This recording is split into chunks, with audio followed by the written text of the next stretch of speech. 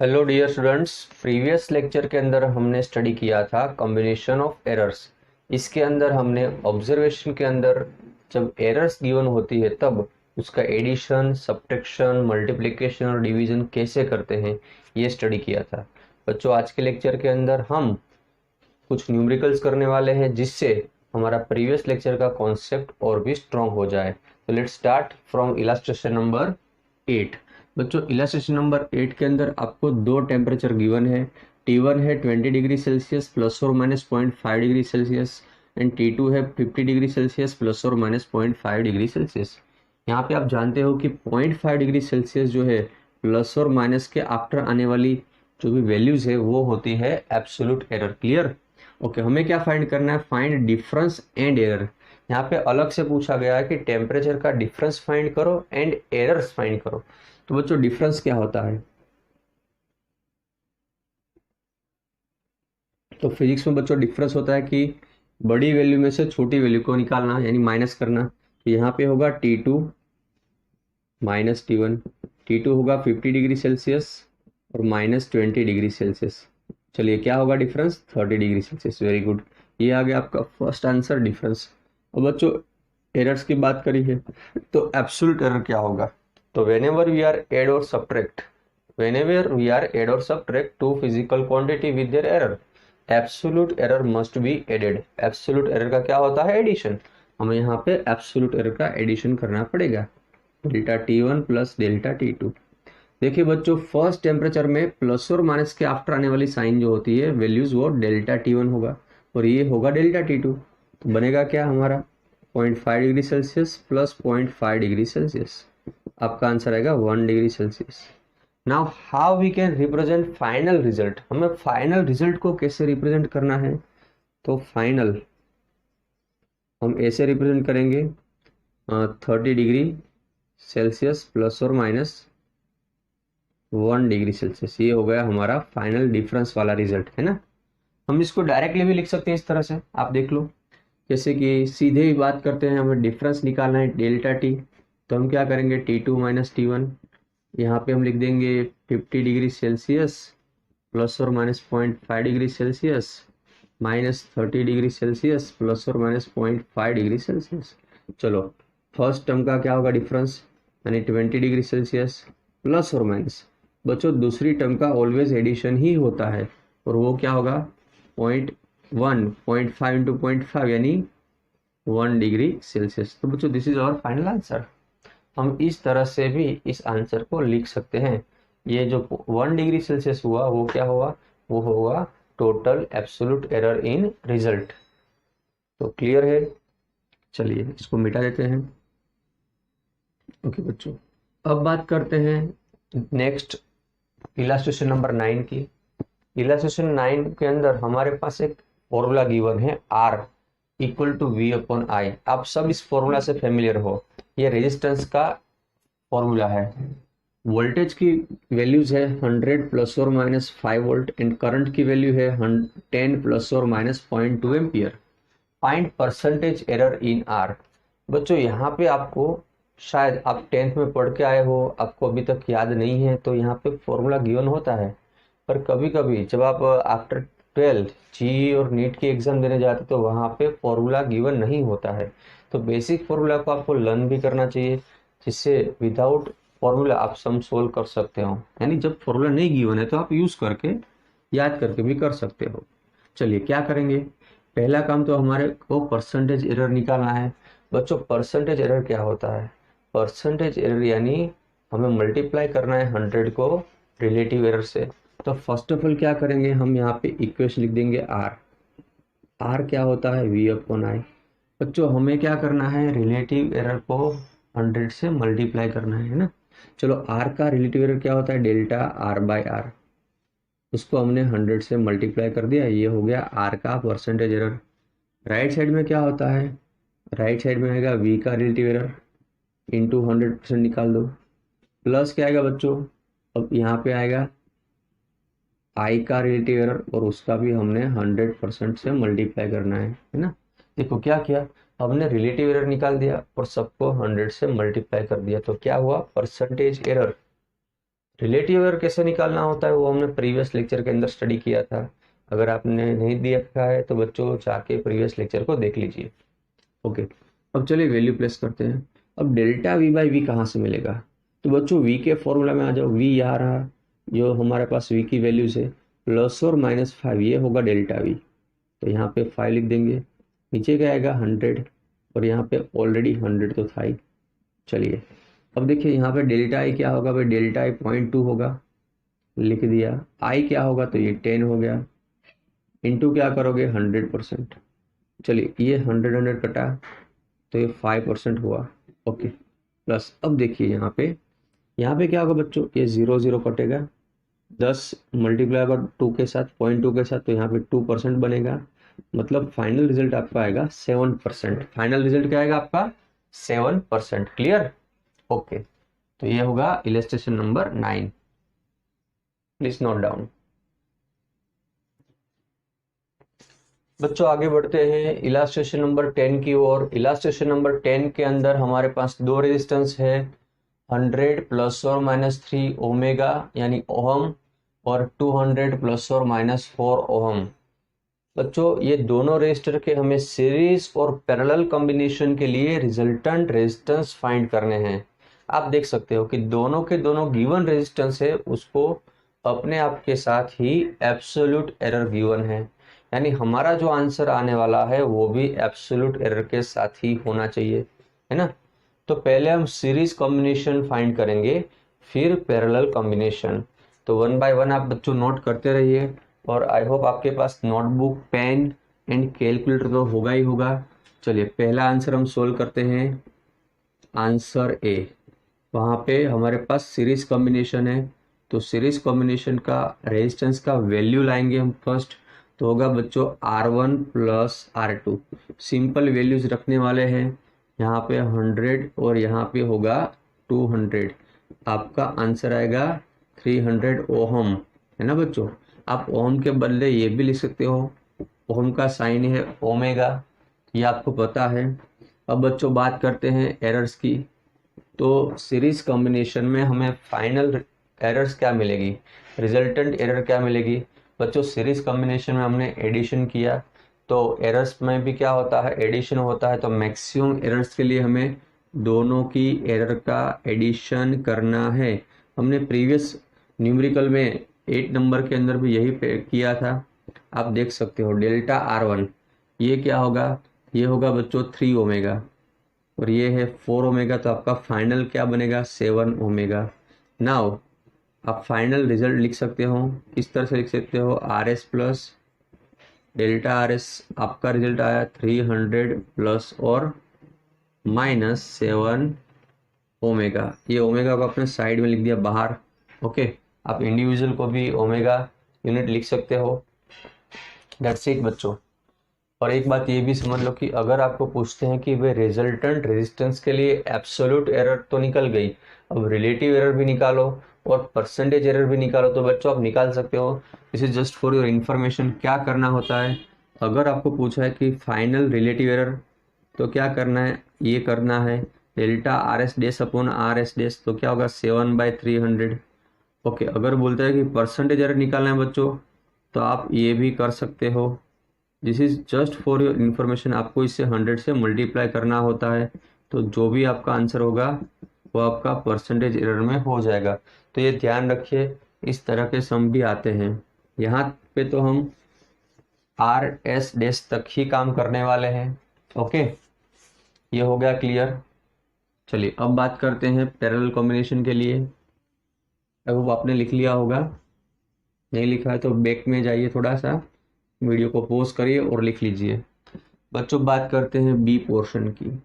देखिए B portion में हमारे पास पैरेलल कॉम्बिनेशन है, तो पहले हम क्या करेंगे, फाइनल रिजल्टेंट R लाएंगे ना। चलो, 4 parallel combination 1/RP 1/R1 plus 1/R2 होगा। 1/RP क्या होगा बच्चों, R2 प्लस R1/R1 यानी RP को बनाइए ऑब्जेक्ट, क्या होगा R1 R2/R1 प्लस R2। यानी मल्टीप्लिकेशन बाय एडिशन, ये भी आप लोगों ने पढ़ा हुआ है 10th में। Yes sir, we know that. चलिए R1 R2 की वैल्यू रखिए भाई। R1 की वैल्यू क्या है, वैल्यूज रखना है, नोट एरर्स बच्चों। 100 इंटू 200, यस भाई। यहाँ पे 100 प्लस 200, ये भी राइट है। 100 इंटू 200 अपॉन 300 होने वाला है, 0 0 को काट दोगे तो क्या बचेगा, 200 अपॉन 3, 200/3 यानी 66.6, यानी 66.7 के आसपास आपका आंसर आने वाला है। राइट, क्लियर है?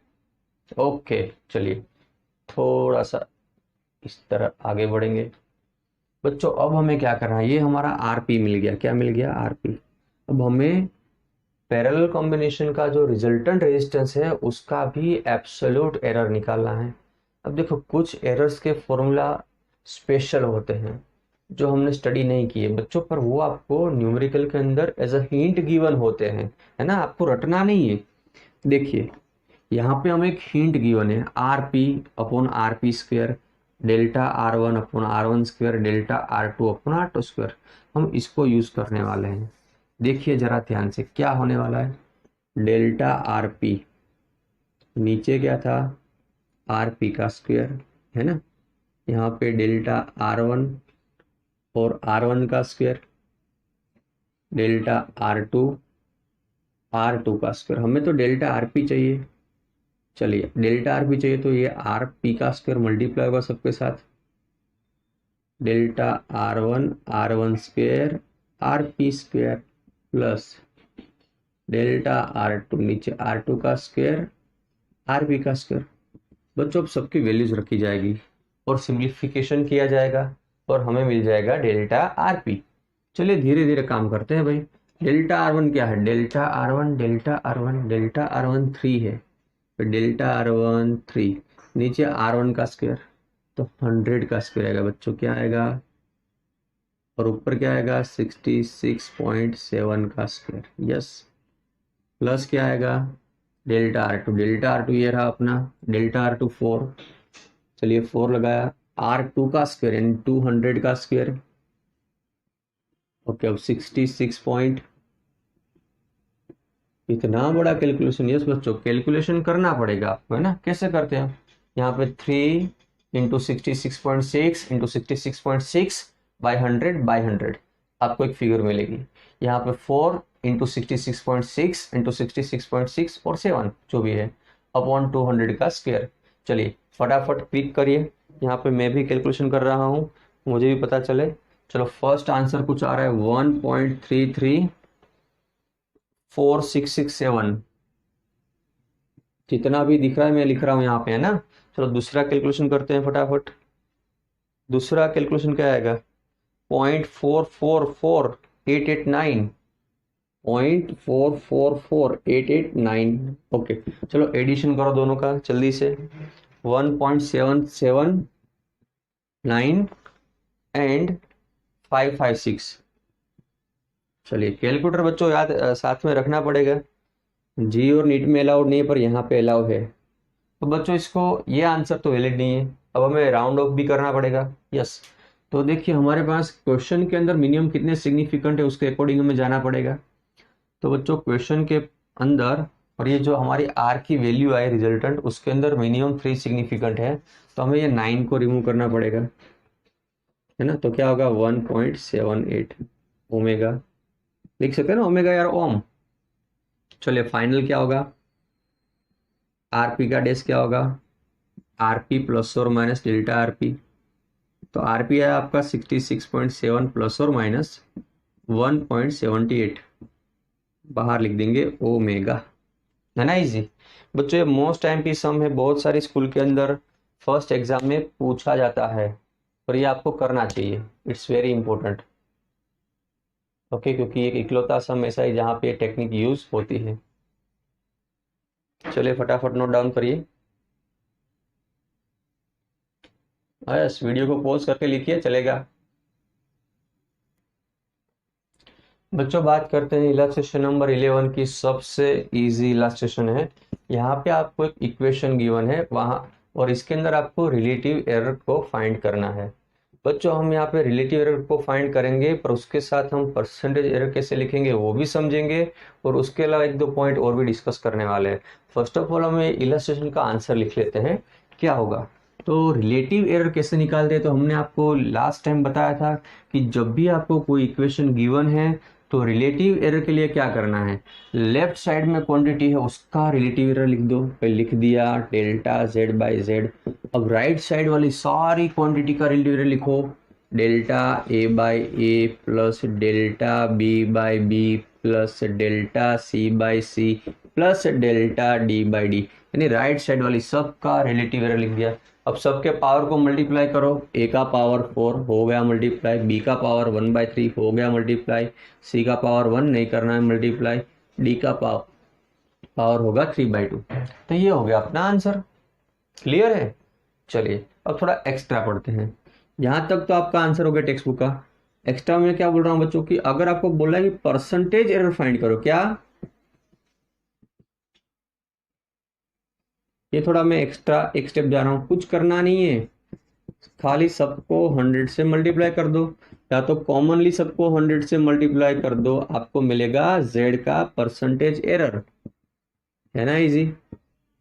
बच्चों इसी तरह के सम नीट लेवल में आते हैं, हमारे जो डॉक्टर्स बनने वाले बच्चे हैं वो खास याद रखें कि इस तरह के सम नहीं नहीं जी में आ सकते हैं ना, यहाँ तक नीट में आएंगे, यहाँ तक जी में आ सकते हैं।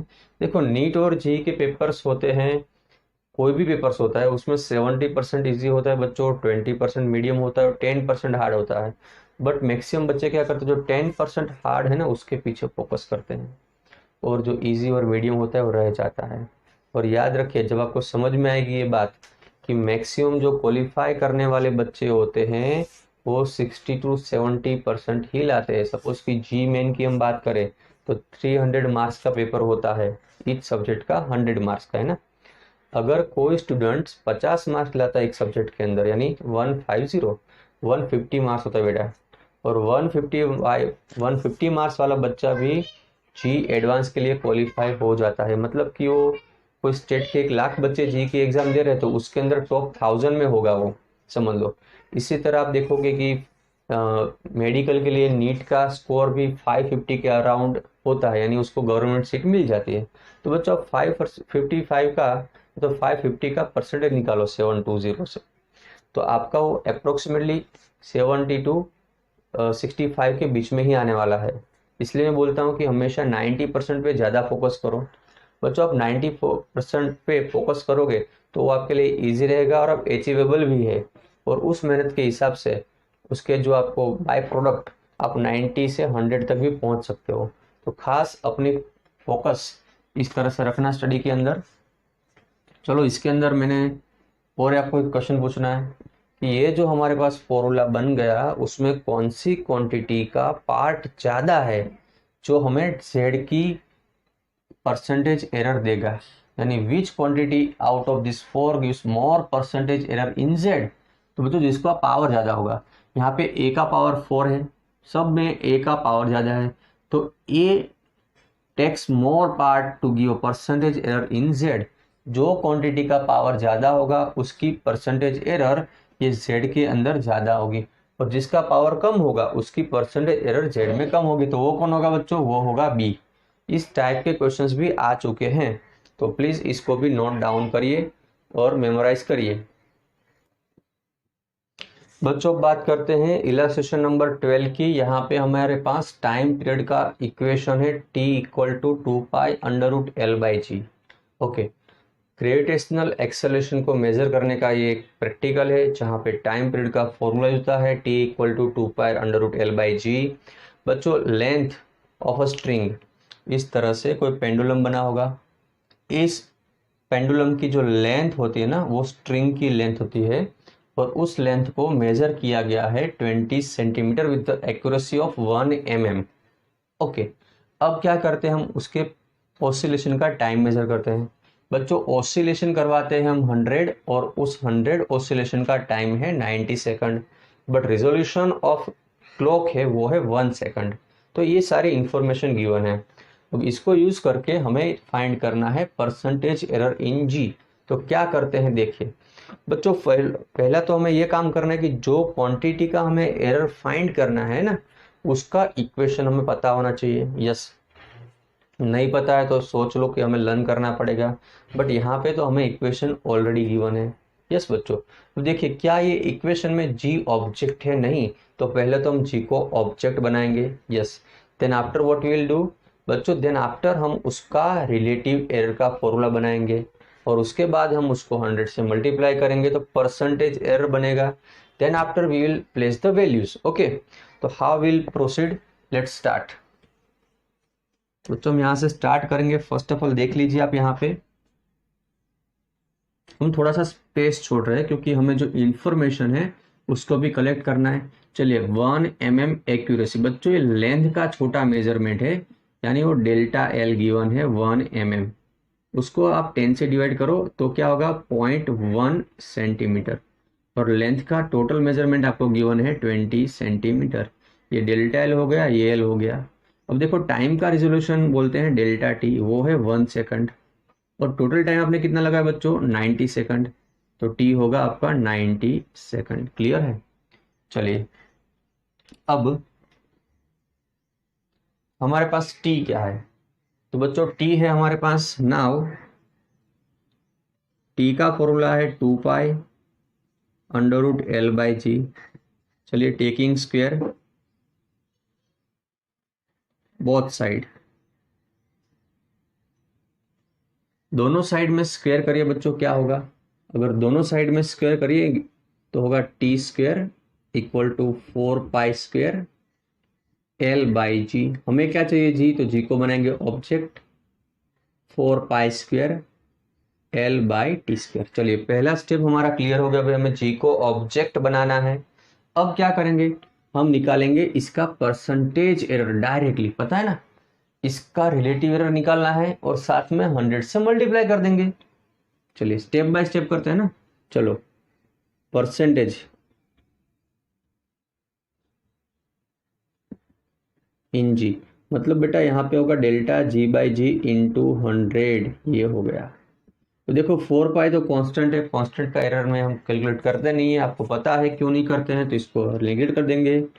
Delta L by L into 100, ये हो गया एल का percentage error, plus 2 time delta T by T into 100, बच्चों ये हो गया टी का परसेंटेज एरर। बट याद रहे कि delta T by T equal to होता है डेल्टा टी बाई टी।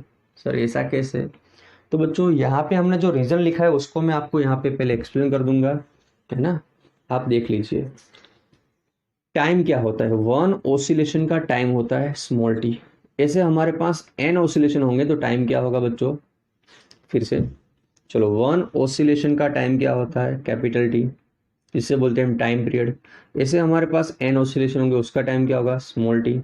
तो स्मॉल टी क्या होगा बच्चों n इंटू टी। अब देखिए आप स्मॉल टी का एरर निकालिए डेल्टा टी बाई टी, ये n तो नंबर है, उसको नंबर कांस्टेंट रहता है तो इसका एरर निकलेगा नहीं। यहाँ पे क्या आएगा delta T by T.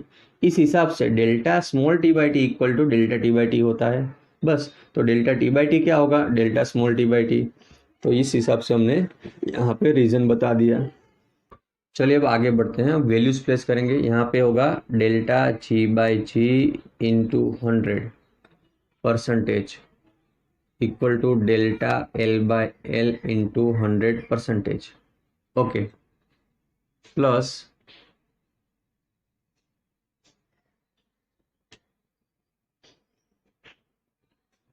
2 time delta T by T into 100 percentage.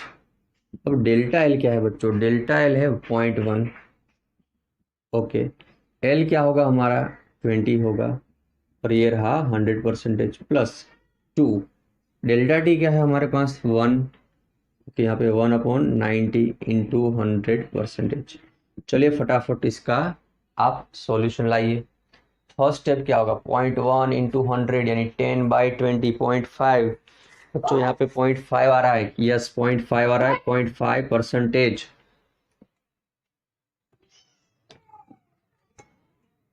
बच्चों अब 2 इंटू 100/90 करेंगे तो इसका क्या आएगा, यस 2.2 परसेंटेज। टोटल मिलाइए तो 2.7 परसेंटेज, जो अप्रोक्सीमेटली होता है 3 परसेंटेज। क्लियर?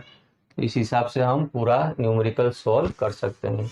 देखिए हमने क्या किया, फर्स्ट ऑफ ऑल तो हमने इंफॉर्मेशन में से वैल्यू निकालना है कि हमें क्या क्या वैल्यू गिवन है। ओके, फिर हमें जो भी इंफॉर्मेशन गिवन है या फॉर्मूला गिवन है उसमें से हमें जो भी क्वांटिटी का एरर निकालना है उसे ऑब्जेक्ट बनाना पड़ेगा। जैसे हमने यहाँ पे जी को ऑब्जेक्ट बनाया, फिर हमने क्या किया, उसका परसेंटेज एरर का इक्वेशन बनाया।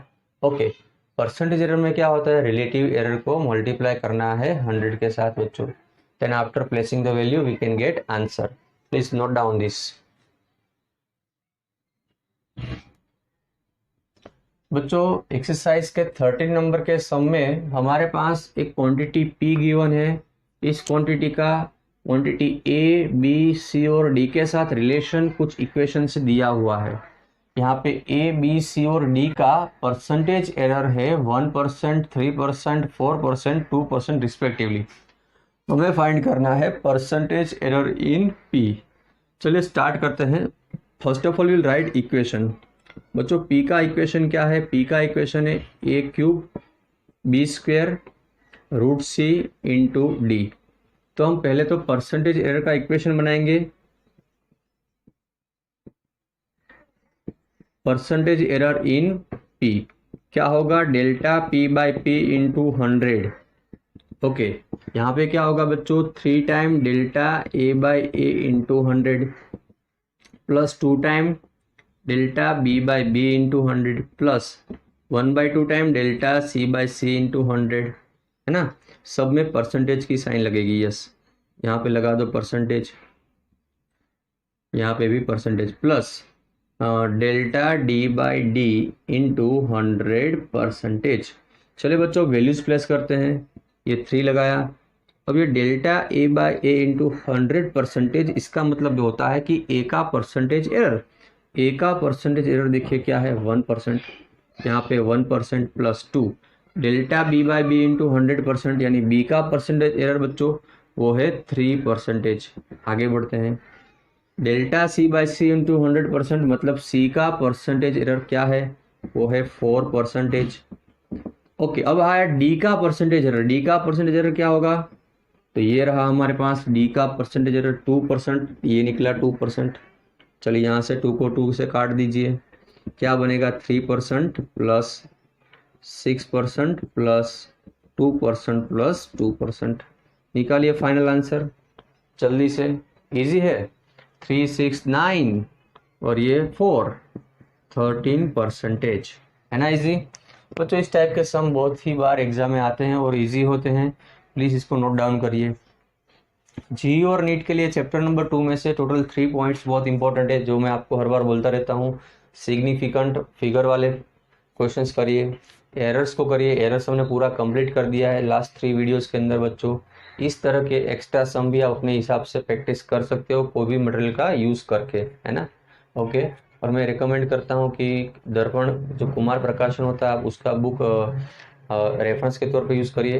हर एक न्यूमेरिकल के नीचे एक्स्ट्रा सिमिलर न्यूमेरिकल दिया होगा जिसके अंदर वैल्यूज चेंज करी होगी, तो जिससे आपको बेनिफिट भी हो सकता है। और अदर आप कोई भी मटेरियल यूज़ कर सकते हो, but yes practice is most important to study physics.